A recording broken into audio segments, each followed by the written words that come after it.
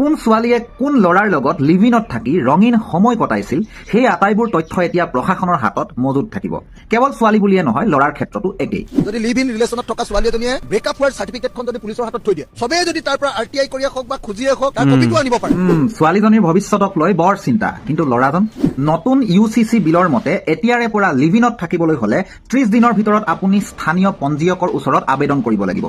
আনকি আপোনাৰ সম্পৰ্কটো বিচ্ছেদ হলেও পঞ্জীয়কৰ ওচৰত গৈ ৰেজিষ্টাৰ কৰাব লাগিব। আৰু ইয়াৰ পৰা পজিটিভ কি হ'ব সকলোৱে জানে। আমি লাহে লাহে আধুনিক যুগলৈ গৈ থাকিম নে আমি লাহে লাহে পৌৰাণিক যুগলৈ ঘূৰি গৈ থাকিম? আমাক ৰক্ষণশীল সমাজ এখন লাগে নে আমাক আধুনিক যুগৰ এখন গণতান্ত্ৰিক সমাজ লাগে? মানে আপুনি কি ক'ব বিচাৰিছে?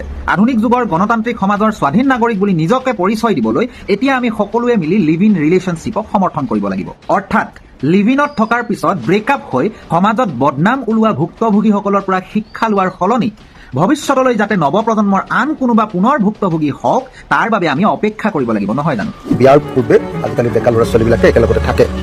বিশেষভাৱে মেট্ৰ' চিটিবিলাকত আমি দেখোঁ যে দিল্লী চিল্লী এইবিলাকত থাকে। আপুনি ভিডিঅ'টোত বাইট দিছে যে বিয়াৰ আগতে এজন ল'ৰা আৰু এগৰাকী ছোৱালী লিভ ইনত থাকে। তেন্তে নৈতিক মূল্যবোধৰ দিশৰ পৰা চাবলৈ গ'লে তেওঁলোকৰ সম্পৰ্কটোৰ কথা ঘৰত জনাটো দৰকাৰ।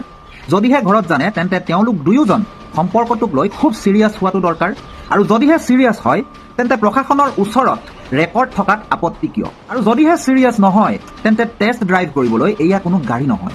এই ভিডিঅ'টো চাই থকা ল'ৰাসকলক মই স্পষ্টকৈ সুধিছো, দিনে ৰাতিয়ে একেটা কোঠাতে এজন পুৰুষৰ সৈতে লিভ ইনত থাকি অহা এগৰাকী ছোৱালীক বিয়া কৰোৱাই নিজৰ পত্নী বুলি গৌৰৱেৰে চিনাকি দিবলৈ বিচাৰিবানে? আৰু ছোৱালীবোৰক সুধিছো, সেই তেনেকুৱা ল'ৰা এজনৰ লগত তুমি সহজে বিবাহ পাশত আবদ্ধ হবানে? আজিকালি ল'ৰা ছোৱালীয়ে এনেকুৱা যে মেৰেজ সম্পৰ্ক দুজনৰ মাজত যৌন সম্পৰ্ক নহয়, একেটা ক্লাছত পঢ়ে, একেটা ঘৰতে থাকে, কিন্তু বন্ধু তেওঁলোকৰ মাজত কোনো ধৰণৰ যৌন সম্পৰ্ক নাই। হয়, তেওঁলোকে একেটা ৰুমতে দিনে ৰাতি একেলগে থাকি পূজা কৰে।